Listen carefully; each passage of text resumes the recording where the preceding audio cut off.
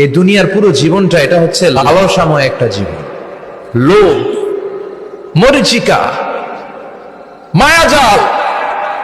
এই মায়াজালে আমরা আটকে আছি, ফলে মৃত্যুর কথা আমরা ভুলে গিয়েছি। পাগলের মতো ছুটছি, আরো টাকা লাগবে, আরো খ্যাতি লাগবে, আরো যশ লাগবে, আরো দাপট লাগবে। আমার এত টাকা দিয়ে কি হবে? এত সম্পদ দিয়ে কি হবে?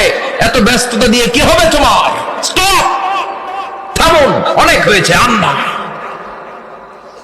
থামুন, take a rest and think about death.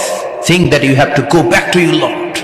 একটু বসেন না, একটু ভাবেন যে আমাকে চলে যেতে হবে, চলে যেতে হবে। এই কোলাহল, এই ব্যস্ততা, এগুলো থাকবে, থাকবো না আমি। সাইয়েদনা ওমর ফারুক বলেছেন, মুতু ক্বাবলা আন তামুতু, মরার আগে একবার মরো। হাসিবু ক্বাবলা আন তুহাসাবু আলাইকুম, তোমার হিসাব নেওয়ার আগে তুমি একবার নিজের হিসাবটা করো না।